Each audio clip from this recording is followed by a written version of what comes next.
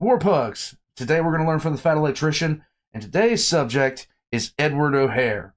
Now, Edward O'Hare apparently took out 5 enemy planes in 4 minutes, which is a feat that some pilots simply, they won't take out 5 planes in their entire time in the air, period. So, yeah, that's kind of a feat right there. When you can sit there and do that kind of damage, I mean, that is actually quite impressive. There is a lot to be said about that. I'm wondering how many planes he took down over the course of his entire career, but I do know that getting ace is not easy. It's not easy at all in any way, shape, or form. But the fact that this guy aced in 4 minutes, I mean, welcome to the war, buddy. Welcome to the war. Guys, the Fat Electrician is one of the best channels on YouTube to learn anything history related, period. And I think that if you haven't subscribed to them yet, you're doing yourself a disservice to subscribe to me too, because you guys have got me checking out so much stuff from day to day, like just broad range of the subjects. I'm learning about guns, learning history with the Fat Electrician, brands with the Fat Electrician, just fun Arma stuff with Rubik's Raptor, and you guys have recently got me into a lot of history with, history of everything, Drakenfell. Then there's SCP, 40K, the list goes on and on. So, yeah, I started off as a 40K niche channel where I was just checking out things for 40K, but now I'm everywhere. And, yeah, it's been kind of a ride. Well, let's get into this ride. 5 enemy planes in 4 minutes. Let's go. I hate it when I start researching for a video and the truth ends up getting in the way of a good story. Luckily, this is a good story regardless. Today we're talking about America's first naval ace of World War II. Ladies and gentlemen, Edward Butch O'Hare. But first, a word from our sponsor. This video is brought to you by Delete Me. Yay! Finally. Is that a CMMG descent? Come find out. Guys, I gotta go. Well, actually, hold on. What's it chambered in? It's 300 blackout. Yeah, I gotta go. Nice. Sorry about that. Anyways, Delete Me is super straightforward. You give them money, That's right off gun. they make sure that all your personal information isn't being sold on the internet by data brokers. You see, data brokers are legally required to stop selling your information if you submit an opt-out request. However, submitting an opt-out request is different for every different data broker firm, and they make it as difficult as possible, and Delete Me does all of it for you automatically. Then, after they do delete all your information from data brokers, they continue to monitor all of those data brokers in case your information does get relisted again. They will automatically take it down again. I like Delete Me a lot. It's a service that I actually use. I also just got my wife signed up for it a couple of months ago. As you can see here, they checked for 142 different data brokers and 80 of them had her personal information. Wow. And they show us what information that they had. So if you wanted to give it a try, I will have a link and a discount code down below. Let's get back to the video. Easy Eddie. Let's go. Now, our story actually begins with his father. So, once upon a time in 1893, Edward Joseph O'Hare, EJ for short, was born in St. Louis, Missouri as a son of 2 first-generation Americans that had just come over from Ireland. He spent his entire childhood in St. Louis, and then in 1912, he would meet his wife Selma. They would end up getting married, and then they would live in an apartment above a grocery store that was owned by Selma's father. Shortly after that, in 1914, Selma would give birth to their first child, Edward O'Hare, that would later come to be known as Butch. Butch would also get 2 little sisters, Marilyn and Patricia, and by all accounts, they had a really happy little family. Okay, fast forward 1923, EJ takes the Missouri State Bar, he passes it, becomes a lawyer, and almost immediately gets this new client by the name of Owen P. Smith, and he is the commissioner of the Greyhound Racing Association for the entire nation. And he needs a lawyer because he needs to patent his new invention, that little electric rabbit that goes around the dog racing track that all the dogs chase. So EJ gets that done for him, and then Owen decides that he wants to keep him around, so he makes him a business partner because he needs a good lawyer that's going to be able to help him keep dog tracks open and open up new dog tracks, because at this point in time, dog tracks received a ton of political resistance. And this is because in 1910, gambling got outlawed. So for the next decade, all the dog tracks were just going out of business, because without the gambling revenue coming in, the business just wasn't financially viable. And I mean, nobody wants to go just watch dogs run in a circle if you're not betting money on it, right? If so, fact. This is actually kind of true. Unless you're my wife who just wants to watch dogs run in a circle already. But not in a race, just zoomies. My wife is weird. So all the dog tracks ended up shutting down except for the ones that were willing to engage in underground illegal gambling, which is why they needed a good lawyer like EJ. But before EJ even passed the bar and became a lawyer in 1923, things were already set into motion that would eventually change that. You see, 1920 was Prohibition when the government banned alcohol. Okay, sidebar, the amount of videos that I have done on this channel and my other channel, The Fat Files, where everything ties back to Prohibition is absolutely insane. It's like that game, you know, 6 Degrees of Kevin Bacon, where every single person on the planet knows Kevin Bacon within 6 relationships. I can do any historical event and tie it back to Prohibition somehow, in some way, in some fashion. I know it's possible. It's actually 100% the thing. It's actually so many things tie back to Prohibition. It's kind of stunning how that one period in time changed so much stuff for us. And yes, a lot of his videos can be tied back to it. Take a look at this. Jesus Christ, Charlie. I mean, just off the top of my head from videos that I've already covered, Prohibition is directly responsible for Domino's not going bankrupt in 2012, every American warship having an ice cream machine on it, that time that America had multiple ships completely dedicated to just making ice cream and distributing it to the Pacific Theater in World War II, the fact that there's 7 billion pounds of cheese in underground caves all over America, the fact that every dairy farmer is required by law to pay into a giant advertising fund so that they can advertise milk, which is where Got Milk came from. Right. Pretty much all the IRS codes regarding tax evasion, and now this story as well is also brought to you by Prohibition, that one time that the US government tried to ban alcohol and failed miserably. Now, as we all know, after alcohol got banned, organized crime stepped in. They started distributing alcohol, they established speakeasies, they had bootleggers, they manufactured their own booze, and they made a ton of money while they did it. Yes. And by 1925, they had gotten so Not going to say it, but JFK. wealthy and so powerful that they were actually able to buy off politicians and law enforcement, and they were able to get away with whatever they wanted, and they were looking for more ways to make even more money, whether it was legal or not. And one of the things they decided that they wanted to do was to NASCAR is around because of Prohibition. get into gambling via dog racing tracks, and now that they had politicians on their payroll, they would actually be able to get the building permits, build all new dog racing tracks, and not be busted for gambling by the law enforcement because they were paying off them too. So you're a big-time mobster that wants to get involved in dog racing, money's not going to be an issue, getting building permits from politicians isn't going to be an issue, and the law enforcement's going to leave you alone. What's the last thing you need? You need somebody that knows how to run a dog racing track and one of those stupid electric rabbit things, right? Right. So that's what they do. The mobsters go and they get a hold of Owen Smith and his legal consigliere, E.J. O'Hare. And when I say mobsters, I just mean the first big-time guy to figure all this out and put the plan together, and that was a gentleman from Chicago by the name of Al Capone. You're kidding me. E.J. and Owen are now partnered with Scarface. Definitely looks suspicious. And his Southern Italian heritage raises some flags. Using Capone's connections, they end up building dog tracks in Chicago, Miami, and Boston, and they make a ton of money. And this goes on for years, and EJ ends up earning his new nickname from the mob, Easy Eddie. And back at the O'Hare house, they go from, you know, doing pretty okay financially to being very wealthy very quickly. And despite EJ, Easy Eddie, dad, being in bed with the mafia and working with Al Capone, when he's back home, by all accounts, he is a terrific father to all 3 of his kids and a great husband to his wife. But Butch, his son, is the absolute apple of his eye. They have a really special relationship. Using all this new money he has, he goes up, he takes him camping, teaches him how to shoot guns, and then he even gets into flying airplanes, loves taking Butch up into the airplane with him, and sometimes even letting him take control of the plane, and Butch falls in love with both flying and shooting guns. And And at the time this was happening, planes were just not I mean, oh my God. He was rolling in dough.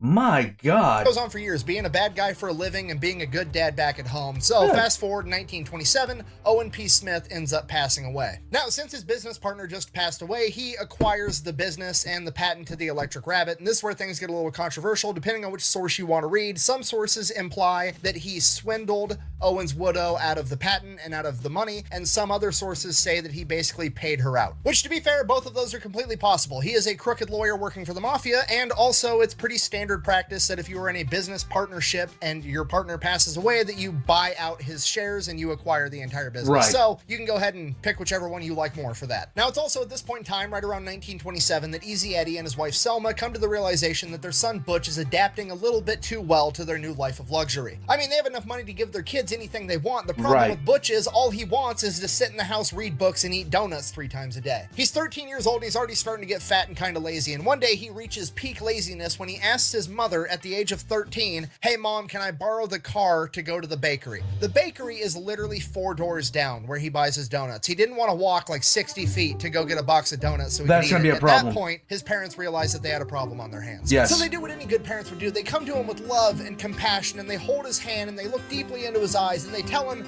"It's okay." I'm just fucking kidding. They sent his ass straight to military school. It's a fat camp. Are you crazy?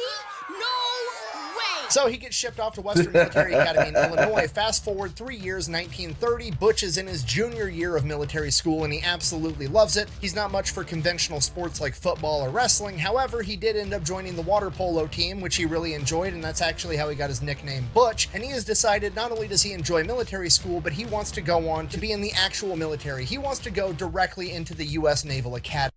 Some people just need direction. Some people just need absolute direction in life, something to focus on. And they get listless otherwise. I know myself, I can't be without I cannot simply be without something to do. I have to have somewhere to be. I have to have somewhere to go. I have to have something I'm doing. Or what happens to me is I wind up in this kind of situation where I'm kind of like drifting all over the place.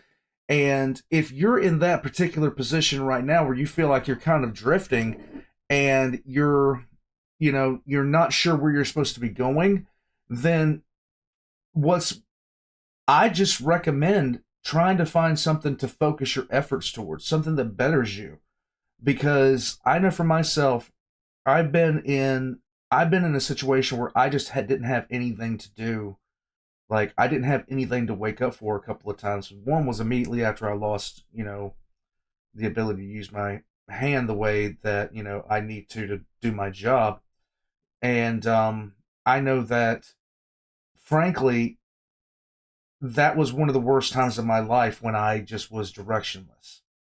And if you're in that position now, you've got, try to find something to focus on as to your betterment, because that's no way to be. It's just no way to be. So that's what Butch is up to. Easy Eddie's still just raking in the dirty gambling money with Al Capone, so much so that in 1930 he buys a massive mansion that has an indoor skating rink and an indoor pool in this really fancy neighborhood in St. Louis. And this is the part where the truth kind of gets in the way of a good story, because when this story is usually told, there hasn't been all this context that I've already given you guys. It's literally just, they open up like, hey, there was this lawyer that worked for the mafia and Al Capone. His name was Easy Eddie, and he was the best lawyer around, and he's the reason that Al Capone got kept out of prison, okay? Which, right out of the gate, that's not true, okay? Easy Eddie wasn't Al Capone's lawyer. He happened to be a lawyer that was a business associate of Al Capone, okay? If Al Capone got arrested for DUI or whatever, it wasn't like he was calling up Easy Eddie to come represent him in court. That never happened. They then go on to explain that him and his son Butch have this amazing relationship, and Butch is the apple of his eye, and he uses the wealth that he's accrued from working with the mafia to give his son everything he could possibly want. And then one day he has a change of heart and realizes that he hasn't given his son a good role model in life to look up to. And at that moment, he decided that he was going to help the IRS put Al Capone in prison, proving to his son how to be a good person, and then the mafia assassinates him for it. And then his son, having seen his father lay down his life to do the right thing, decides that he's going to go off and become a war hero in World War II, and it's this happy story about redemption and doing the right thing, and it's also completely fucking made up and nonsensical. Okay, that story sounds great if Butch is like a 7-year-old little boy. He's not. He's 17, and he's been in military school since he was 13, and he's already about to go into the U.S. Naval Academy, okay? Do you know how fucking mad I would be if my dad, that I had a great relationship with, like one of my best friends that I confided in at the age of 17, and he came to me and was like, son, I've done some pretty bad things in my life, and I've decided to prove to you how to be a good man. I'm going to go ahead and turn myself in and get myself assassinated by the mob just to show you how to do the right thing. Right. You know what I mean? Like, hey, dad, counteroffer, hear me out. What if you just retired, you're already rich, and then you just stopped doing bad bad stuff. That would set a pretty good example. I'm also 17, so I don't need you to just like set the example. I'm old enough and mature enough to understand the concept of like, hey, do as I say, not as I do, you know? Maybe don't go get yourself killed basically for no reason. My dad worked himself half to death doing construction, and I sit there for myself. I just sit there the entire time that he was doing that. I was like, I don't ever want to do that. I don't want to be in that position. I don't want to be in that position. No one had to tell me don't start building houses at the age of 16. We wept. We lost two heroes. Who wasn't even an awning in their direction. No, I know. Jumped 20 stories.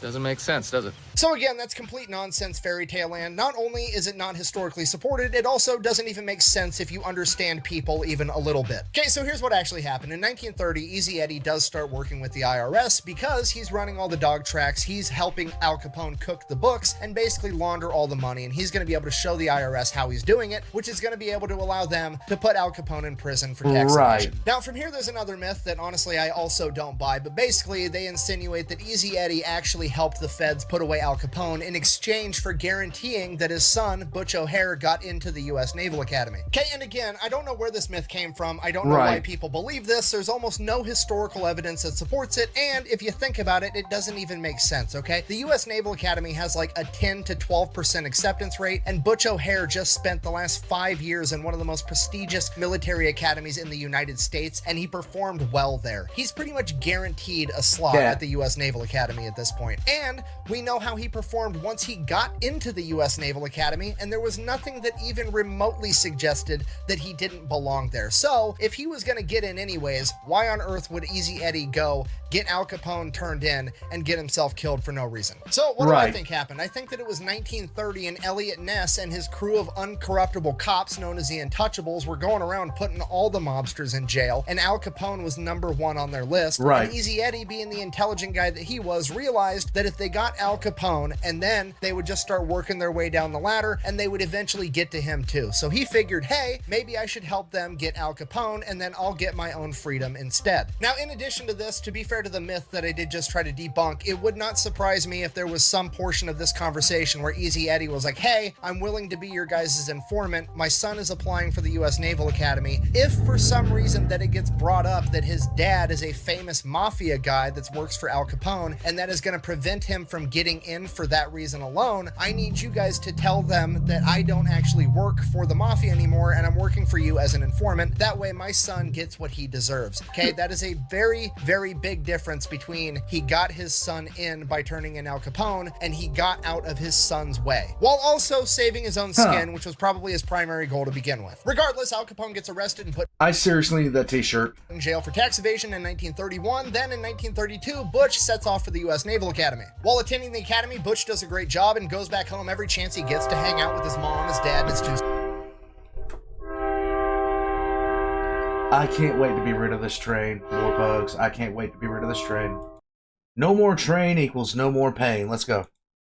Sisters. Now, right around this time, Easy Eddie and Selma end up getting a divorce, and Easy Eddie actually moves to Chicago so he can be closer to the racetrack that he's running. Okay, fast forward 1937, Butch graduates from the Naval Academy, and he decides that he wants to go off to become a pilot. Here's the problem. You can't just go off to become a pilot right after becoming a commissioned officer after graduating from the academy. You have to serve a minimum of 2 years in the Naval Surface Fleet, so he sets off to do that, serving his 2 years on the battleship, the USS New Mexico. So he does that for the next 2 years while Dad is back home running the dog tracks in Chicago. Then 1939 rolls around. He's done his 2 years worth of time in the surface fleet. He applies to get into naval aviation school and he gets accepted. And right as he is about to ship off to go become a pilot, he receives word that his father has been murdered on November 8th, 1939. Easy Eddie had just left his office at the dog track in Chicago and was driving home. And when he pulled up to a stoplight, 2 armed gunmen got out with 12-gauge shotguns and opened fire on him inside of his car. Eddie tried to escape, but he was shot multiple times and ended up veering off and crashing into a light pole, and he would pass away almost immediately from his wounds. Now, technically, we don't actually know who killed Eddie. This is considered a cold case. However, pretty much everybody agrees that it was a mafia because he was assassinated approximately 1 week before Al Capone was set to get out of prison from the tax evasion charges that Eddie helped with in the first place. So everybody just kind of assumed that this was Al Capone's gift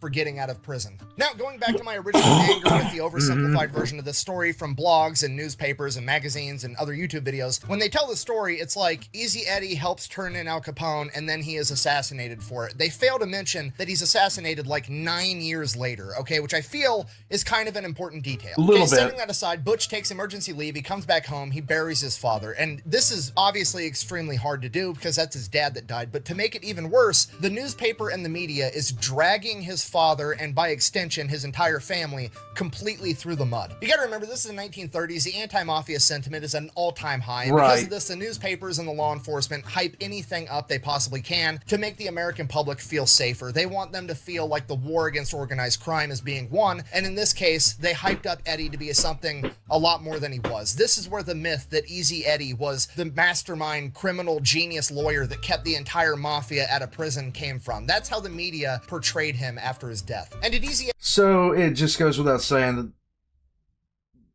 that the media wasn't even trustworthy back then. Eddie do some bad stuff? Yeah, absolutely. He enabled the mafia to make money from illegal gambling at dog racing tracks, and he made a bunch of money in the process as well. However, at no point was he the evil mastermind that was keeping Al Capone and all the mobsters out of jail. And having the newspapers vilify him to that degree was devastating to Butch and his family. I mean, yeah, he did some bad things, but he was a great dad to them, and from their perspective, he probably did those bad things to provide for his family. Whether that's right or wrong is a different conversation, but to them, he was still their hero. He was a great guy in their eyes. Not only did they have to deal with the emotional and mental stress of that, but they were also starting to get treated different by their community because now the entire community was looking down on them because Easy Eddie was apparently this evil criminal mastermind, and all the money they have and all the fancy cars and the big house was clearly blood money, and now nobody liked the family either. At this point in time, it would appear that the last name O'Hare was forever going to be associated with the mafia and looked down upon forever. Now, I don't know this for sure because Butch never wrote about it, so I can't truly know his intentions. However, putting myself in his situation, I have to assume that he felt like his dad was in fact a good guy that was driven to do bad things for the right reason. Being in Butch's shoes, that's his dad, it was his best friend, it was his hero. Realizing that his dad had done horrible things to put Butch in the advantageous position that he was in now, having gone through military school, having graduated the U.S. Naval Academy, and now being headed off to flight school, Butch couldn't afford to waste the opportunity. His dad had become a villain so that Butch had the opportunity to become a hero. So Butch does. That's the best way I've heard this put, actually. Flight school. While there, he does okay in the classroom. He's not the best at taking written tests, but when it comes to actually getting Butch inside the planes, he is exceptional. He is one of the best pilots they've ever seen, and he's even better at gunnery. This guy can put rounds on target with his eyes closed. He graduates from flight school in May of 1940. Then he gets stationed on the USS Saratoga, an aircraft carrier with VF-3. At this point, we got to remember it's early 1940. World War II has officially started, but America is not directly involved yet. That being said, pretty much everybody in the military is aware that America is going to be involved soon, and they are training extra hard to get ready for that, as well as training as many new recruits as possible. So all of America's best warfighters at this point in time are pretty much sent in to go train as many new guys as possible. And the man in charge of VF-3 to get all these new guys trained up and ready for war is a legendary pilot by the name of John Thatch. And this man is a complete badass. He is basically Maverick from Top Gun, except in the 1930s and 40s. This guy was training all the new guys that came through VF-3, and it was his standard practice to take the best, cockiest new pilots they had, and he would take them up in the air in F-4F Wildcats and have a mock dogfight with them. And he would allow the cocky new guy to get the advantageous position on him just to shake them off, get behind them, and shoot them down first, just to show them how good they're not. Just the complete dad energy. If we're going to set a tone right now out of the gate, you're not that good, you're going to shut up, you're going to listen to what I have to tell you, because it's the best chance you have at making it through this war that we have coming up. The dude is out there right now just breaking egos for a living, until one day there's a new pilot that shows up. He's not particularly cocky, but he's highly regarded as one of the best they have, and Thatch wants to take him up in the air just to see what he has, and he does what he always does. He lets them get the advantageous position, except this young pilot by the name of Butch O'Hare is so good that Thatch can't shake him. Now, Thatch is a better pilot overall, but O'Hare is so close in talent to Thatch that if Thatch does give up the tactical advantage, he's not able to recover. After seeing how incredibly talented Butch is, Thatch decides to take him under his wing and becomes his mentor. So they train a ton. It's that Yoda and Luke, the Mickey and Rocky type relationship. And one of the things that they start doing is they start trying to address the issues that they know they're going to run into once the war starts. And the big issue right off the bat is Japan's new fighter plane, the Mitsubishi Zero, that came out in 1940. It is faster faster and more maneuverable than the Grumman F4F Wildcats by a long shot. Okay, this means not only does the Zero have the edge in combat, it also means that the F4F Wildcats can't really run away because the Zeros will just chase them down and shoot them out of the sky. So Thatch, being the tactical genius that he is, realizes the only chance they're going to have is to fight. This situation is kind of like when he first met Butch and took him up into the sky. Thatch is a better pilot than Butch. However, if he was able to give up that small advantage, he wasn't able to recover. He needs to find whatever that small advantage is that the F4F Wildcat has over the Zero so that he can enable his men to win. And what he comes up with is a tactic that would later come to be known as the Thatch Weave. It's basically a counterpunch because he knows the Zeros are going to end up behind the Wildcats. They're faster, they're more maneuverable. Once a Wildcat has a Zero on its tail, another Wildcat's going to pull up next to it, and then they're going to cross paths, and then they're going to cross paths a second time, kind of like a zipper. And right as they're about to cross paths the second time, the wingman is directly lined up with the broadside of the enemy Zero, and he's going to be able to open fire without running the risk of shooting down his friend. So it looks good on paper, but obviously he's got to see if it works in real life, so he calls upon his protege, young Butch O'Hare, to go up with a bunch of other planes to be the bad guys and try to chase down him and his guys where he can test the tactic. And it works out great. Butch was not able to shoot down any of them. The Thatch Weave would then be proven combat effective at the Battle of Midway, and it is still considered a viable dogfighting tactic to this day. During all this training, Butch would actually get some time off. He goes out, meets a young woman by the name of Rita, and on their very first date, he asked her to marry him, and she says yes, because Butch O'Hare doesn't miss. They then go, they have a honeymoon. That's kind of insane, actually. Like, oh my god. Stories like this are more common than you'd actually believe. One of my uncles got married pretty much immediately. It was like, it's still strange hearing about it, and they're still together. It's amazing, actually. Honeymoon in Hawaii, they come back and they start living together in Coronado, California, while VF3 is stationed at North Island Naval Center. And while he lived there, everything went great. He was training a ton, he was busy, but he did get to go home to his new wife every single night. And then one day, Thatch decided to make everybody in VF3 come in for extra training on what appeared to be a random Sunday in December of 1941. Oh. And they did their training in the morning. Thatch cut everybody loose for lunch, and they were supposed to report back to finish training that night. And as Butch O'Hare was driving to his apartment to meet up with his wife for lunch, over the radio, he would find out that Pearl Harbor had been attacked. He gets home, he tells his wife, and I quote, "The Japanese have attacked Pearl Harbor. I'm to board the Saratoga as soon as possible. It's war." The very next day, the USS Saratoga and VF3 set off from North Island to go participate in World War II. On their way there, the world would find out about Wake Island, where 450 Marines and 1,200 civilian construction workers fought off the Japanese on a small coral atoll that the Japanese wanted to use as a forward operational base. In the initial defense of Wake Island, the Marines and the construction workers were able to sink 2 enemy destroyers and a submarine, repelling their entire force. And this is looked at as America's first victory over Japan, and it was a silver lining that the entire country looked to in the days after Pearl Harbor. Because of this, America would immediately send ships to reinforce Wake Island. However, the ships that were leaving Pearl Harbor had a humongous head start. Amongst the American ships making their way there was Butch O'Hare and the USS Saratoga, as well as the rest of VF3. Unfortunately, the American leadership would come to the realization they were not going to be able to beat the Japanese there, and they didn't want to risk losing any more ships than they already had in Pearl Harbor, and they were ordered to back off and not try to save the Marines and the construction workers at Wake Island. It sounds harsh, but those are the realities of those are the realities of war. Those are the absolute realities of war.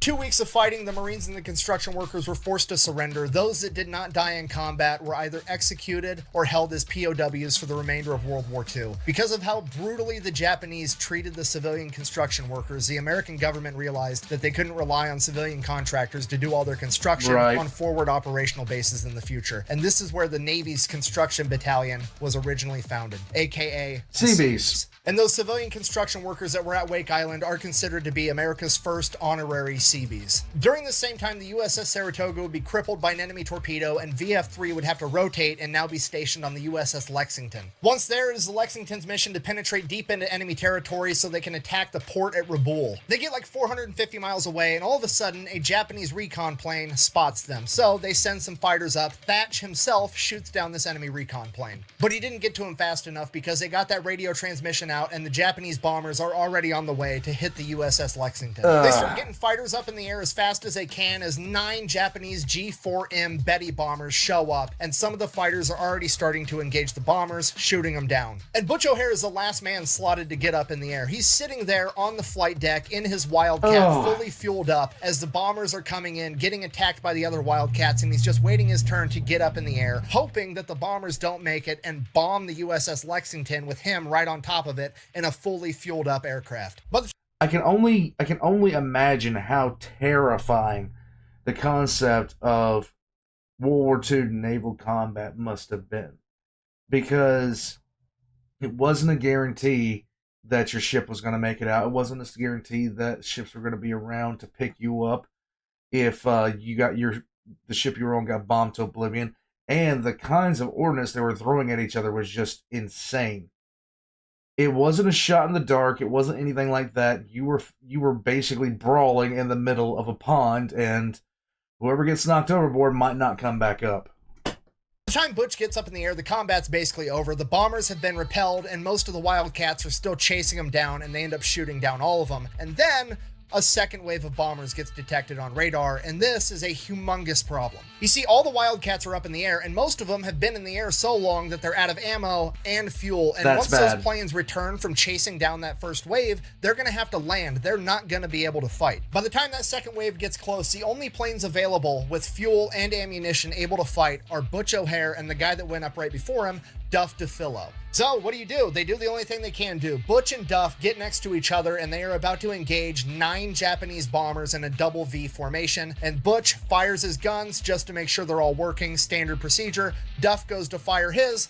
All of them are jammed. So Duff's out. It is now Butch O'Hare versus an entire formation of Japanese bombers all by himself. He's already running low on fuel, and he only has enough ammunition for 10 3-second bursts with his guns. He does not have enough ammunition to take down all of these planes, and even if he did, he doesn't have the time to do it all by himself. He needs to be as accurate as humanly possible, and that's exactly what he does. Using his expertise in gunnery, he is engaging engines and fuel tanks, and that is it. On his first pass, he manages to knock 2 bombers out of the formation. He then immediately goes into a second pass, engaging the first bomber he sees on the other side of the formation, critically damaging it as well, forcing it to drop its bombs early and peel away. He then engages the next bomber next to it, striking the fuel tank, causing it to blow up in midair. He immediately goes into his third pass, shooting down another 2 bombers before making his fourth pass, engaging another one. And while this is happening, the crew of the USS Lexington is just watching in awe as it unfolds before them. The admiral on board said, and I quote, "All of us on the flight deck and the bridges became so intent watching the aerial battle that it was hard for us to concentrate on our duties. At the time, the entire ship's company burst into cheers as our fighter shot the bombers down into the sea. It was not as though they were in the midst of a life or death struggle, but at a baseball game." After his fourth pass, Butch was completely out of ammunition and almost out of fuel. The 4 remaining Japanese planes dropped their bombs, and all of them missed. Nice. Nice. All right. That wasn't so hard. In the span of 4 minutes, Butch O'Hare had pulled off the impossible, going toe-to-toe with an entire Japanese bombing formation, and during that time, he was everywhere and nowhere all at the same time. The entire bombing formation, returning fire on Butch, managed to hit him with a total of 1 bullet. Butch was engaging the enemy so quickly from so many different angles that one of the surviving Japanese pilots said, and I quote, "Enemy planes swirled around us, zooming, banking, diving, attacking us from all directions, not realizing that it was one man." Maybe One man. So the 4 remaining Japanese planes that dropped their bombs and missed, they peel off, they retreat. Butch goes to land, and as he goes to land, he drops his landing gear, and some new guy on the deck opens fire on him with a 50 caliber machine gun. Luckily, it was all misses. Butch gets out of his Wildcat. Dude, you're getting your ass beat, like, seriously, that day. Like, you're getting told to leave your station. You're going down, oh shucks, I just about committed a friendly fire incident, and then you're going to get your ass whipped. Walks up to the guy that was just shooting at him. It's some new kid that is now just shitting his pants because he almost just killed the hero of the day. And Butch walks up completely cool, and he's like, "Son, I don't mind if you shoot at me.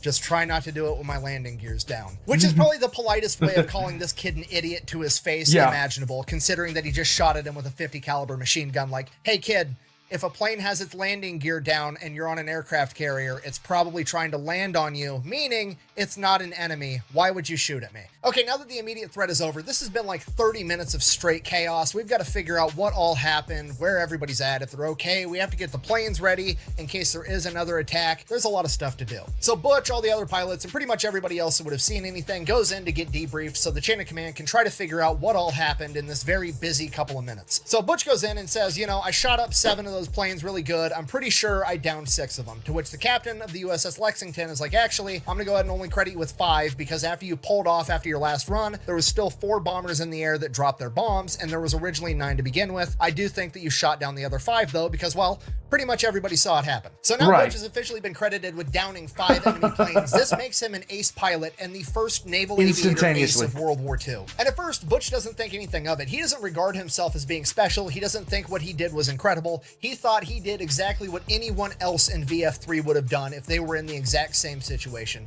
As far as Butch O'Hare is concerned, the only thing about that day that was unique to him was that he happened to be in the right place at the right time. He wasn't necessarily the right guy. And then he came out of getting debriefed, and the crew of the USS Lexington had already went down to the machine shop and made him a trophy. He was everybody's best friend. He was the hero of the day that had saved the USS Lexington, and everybody was in love with Butch O'Hare, America's first ace. The crew of the USS Lexington and the rest of VF3 actually adopted a new drinking song that night as well. It goes something along the lines of, O'Hare, O'Hare, did the Japanese bombers go? O'Hare, O'Hare, could they be? Okay, now sidebar, in the spirit of full disclosure, retroactively after World War II, it has been decided that Butch O'Hare actually only shot down 3 enemy bombers on that day. Apparently this is because the Japanese documented that actually only 3 planes were shot down during that wave, 3 of them returned back severely shot up, and 1 of them apparently got lost in a storm. You sure about that? Okay, and this is where I get annoyed, because on one hand, like, yeah, okay, I understand wanting to figure out the truth and clarify things, but also I feel like Americans typically tend to believe what the enemy says happened more than they believe the word of their own men. I mean, when the captain of the USS Lexington looks up in the sky and he's like, 1, 2, 3, there's 4 left, the rest were shot down. I don't know why we're not believing that guy. Why are we believing the Japanese documentation over that? And don't get me wrong, I understand that people make mistakes, and maybe the captain miscounted, maybe the entire crew that was also watching had a bad account of what happened, you know? Because the enemy never ever makes mistakes, just like the enemy that was under the impression that he was getting attacked by multiple planes all at once and they were everywhere all over the place, when in reality it was just Butch up there by himself. Okay, and I know this is crazy, and I'm definitely biased, but I'm always going to be more inclined to believe the guys on my team than the enemy. But hey, whatever, I'm not the expert, that's one thing, whatever. Maybe everybody on the USS Lexington miscounted and the Japanese counted right. I guess that is possible. However, I will argue till I die that the Japanese pilot that got shot up by Butch O'Hare and then magically got lost in a storm that none of the other shot up planes managed to get lost in absolutely got shot down by Butch O'Hare. Okay, I don't care if the storm did the last 5% of the damage. Butch should get credit for that, okay? It's complete lunacy to say anything other than that. I mean, for real, apply this logic to any other situation. Imagine that you're at a party and there's an altercation that breaks out between guy A and guy B, and guy A pulls out a gun, shoots guy B in the chest 17 times, and then guy B falls into the pool. Okay, are we gonna be like, oh, that guy drowned? No, guy A killed guy B. Okay, that's obvious. I'm sorry, I'm getting distracted. I get super annoyed when there's some people that have nothing better to do with their lives and look back and retroactively nitpick and try to undermine the accomplishments of others. Honestly, Butch O'Hare probably wouldn't even care this much because all he cared about was saving his dudes. But also, he's a better man than I am, so whatever, moving on. Anyway, so over the next couple of days, things kind of return to normal-ish. However, the USS Lexington is still on mission. They're still making their way to Rabaul so they can attack this port. And then once they get there, they start launching raids. Now, Butch is pumped. He wants to get back up in the air. He wants more combat. That's what he's here for, right? However, it gets decided by Thatch that Butch and Duff are to stay at the USS Lexington while everybody else goes out and conducts raids. And the theory behind that was, or at least the stated theory as to what Thatch told O'Hare was, hey, we're leaving you guys to defend it because we know if everything goes bad, you two by yourselves can defend the USS Lexington against anything. That's what Thatch told him. In reality, Right. Thatch knew that Butch O'Hare was being put up for the Medal of Honor, and so did the rest of the chain of command, and they knew that they could not afford to let Butch get killed in combat. Okay, this is early 1942. This is 2 months after Pearl Harbor. The only silver lining, the only good news that America has gotten in the past 90 days was about the Marines and the construction workers making their last stand at Wake Island, and now they've all been captured, either killed or put in internment camps. Okay, America has not had any good news, except now they have the story of Butch O'Hare, the man that became an ace in 4 minutes. Shortly after this, Butch is informed that he's going to be receiving the Medal of Honor, to which he directly tells Thatch, I don't want it. He doesn't want it. He doesn't want to have to go back stateside. He wants to stay out there with his men. He still does not feel as though he did anything special. And the man that has been his father figure, his mentor for the past couple of years, basically pats Butch on the shoulder and informs him, too bad. Deal with it. You're a hero now. Now you got to go do that, because that's ultimately what's going to be the best for this war effort. And with that, Butch is sent back home stateside, where there is both a literal parade for him when he arrives, and he is then metaphorically paraded around the country, conducting interviews, doing anything he can to boost the morale of the American people and the military in the wake of Pearl Harbor. During this metaphorical parade, he makes his way to the White House, where he is awarded the Medal of Honor by FDR, and his very own wife, Rita, is the one that gets to put it around his neck. And all of this is because he was just some fat kid from St. Louis that wanted some donuts, but also didn't want to walk very far to get them. And honestly, he's still that fat kid at heart. He's never been the star athlete. He's never had everybody looking at him. He's never stood in the spotlight for this long. And during this time, he is described as modest, humorous, inarticulate, very nice, and more than a little embarrassed by the entire affair. So he gets paraded around the country helping to sell war bonds until about June of 1942. Then VF-3 is actually set to come back to Hawaii for some R&R. And while there, VF-3's commander, John Thatch, is set to get a promotion and move on and advance his naval career. Nice. He is going to be replaced by none other than his protege and war hero, Butch O'Hare. Nice. On June 19th, 1942, Butch O'Hare formally relieves John Thatch of command of VF-3 as he assumes command himself. John Thatch would then go on to say, and I quote, I know of no one I would rather see take my old command into new battles. Of course, referring to Butch O'Hare. There are compliments that you can make, and then there's something like that. That's actually really good when you look at it from you taking over somebody's position, flat out. And this meant more to Butch than winning the Medal of Honor. Unfortunately, this did not mean that Butch was going to get to go back into combat. VF-3 had actually been taken, and they are now going to be training all of the new pilots to get ready for war, because America's practice at this point in time was to save all of our best pilots and make them teachers to train the next generation, as opposed to the Japanese who, well, they used up all their good pilots. Yeah. They all died. So Butch and the remaining combat veterans of VF-3 start training a bunch of new guys, and Butch officially becomes known as the King of Maui. Because, I mean, he's the war hero, everybody knows his name, he's training all the new guys, he's in charge. This guy is clearly the main character. And this is an important time because he's training the next generation of fighter pilots that he'll eventually take into combat, but he also gets to go home every night and spend time with his wife. And during this period, they end up having their daughter, Kathleen, that he gets to meet in March of 1943. With Butch leading all the training, VF-3 became known as Butch's Boys, and a lot of these pilots went on to become aces themselves, and they all had incredible things to say about Butch and the lessons that he was able to pass on to them. Then in August of 1943, VF-3 was reinstated as VF-6, and they were being stationed on the USS Independence, and they were being sent back into the Pacific Theater for combat. But unlike last time, Butch isn't going to have a plane that's outmatched by Japanese Zeros, because him and his men are not getting Wildcats, they're getting the new Grumman F-6F Hellcat. And I cannot stress to you enough what a big difference this is. The Wildcat is outmatched by Japanese planes. The Hellcat, on the other hand, will go on throughout the rest of World War II to rack up a 19-to-1 kill ratio. And now Butch and his boys got the new Hellcats, and they proceed to go and fuck shit up. First thing they do is they go on and launch raids on Wake Island and Marcus Island. Butch lands a couple of more air-to-air kills, solidifying his status as an ace, even if people like to go back in time and try to discredit some of his kills. Then VF-6, now VF-3, gets restationed onto the USS Enterprise, and Butch, the war hero, gets put in charge of all three squadrons on the USS Enterprise. The USS Enterprise was just that ship for World War II, okay? It was that ship. And it was one of the only ones that didn't get damaged until a very late portion of the war. So, yeah, the Enterprise was definitely that bird.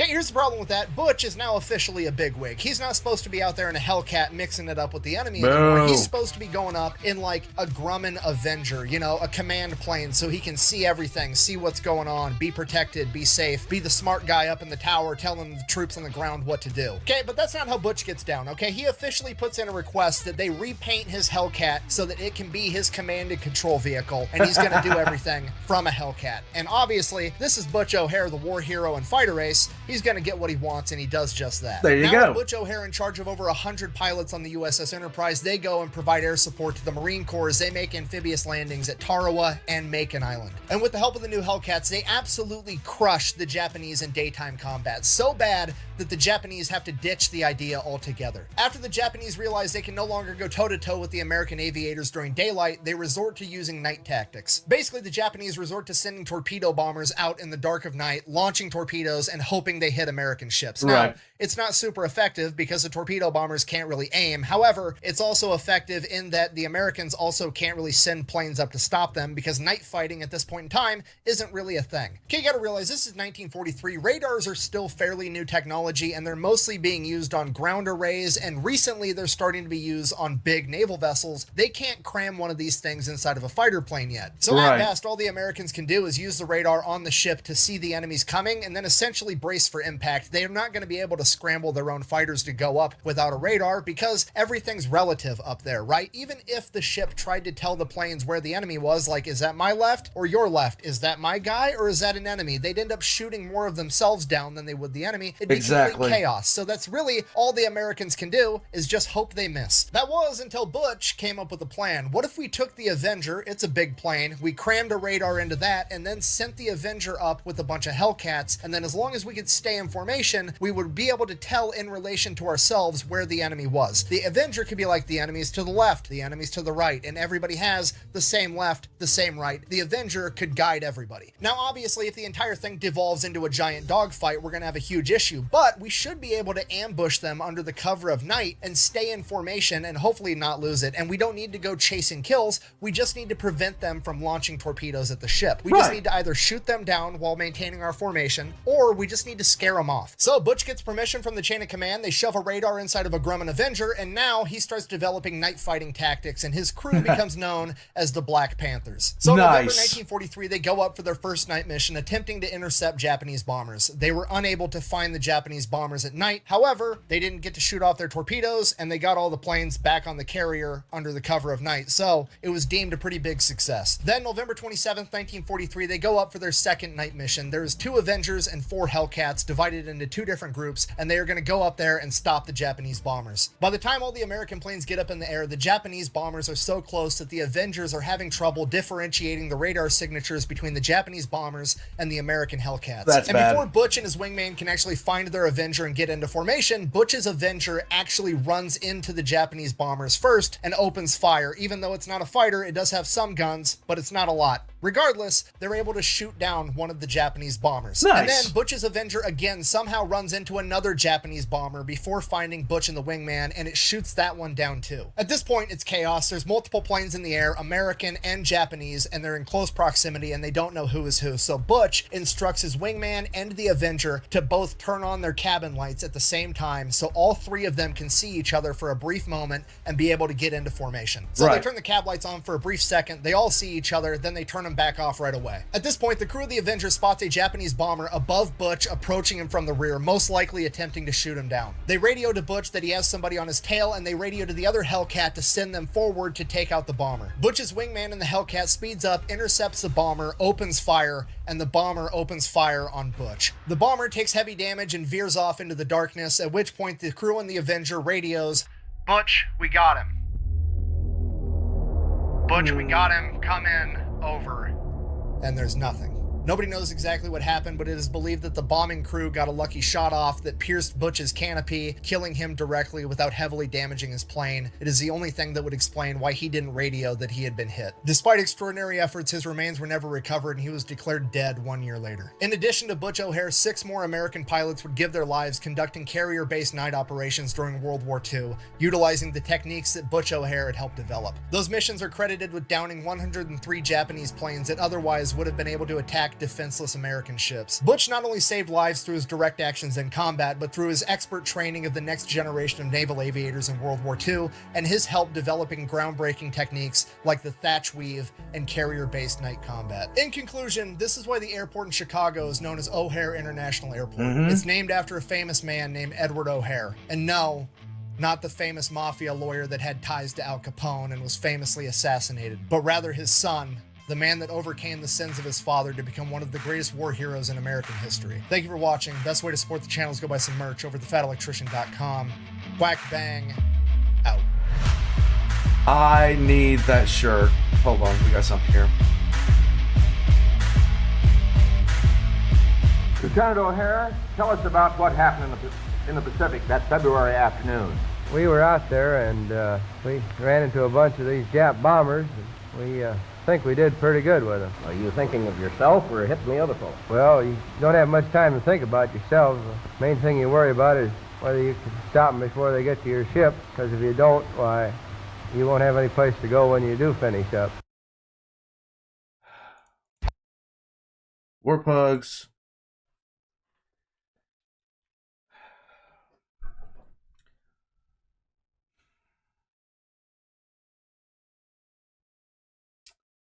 I was hoping for a minute there, because I didn't know his story. I didn't know his story. I was hoping that he made it out of World War II, and that he went on to raise that daughter of his, and he got to spend the rest of his life with Rita. But not every story has a happy ending, more pugs. Not all of them. Now I'm just depressed. Now I'm just depressed, more pugs.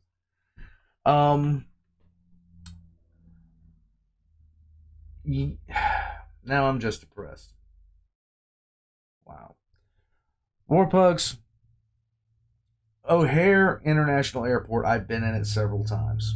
But I did not know who it was really named after. I just really didn't. Until now.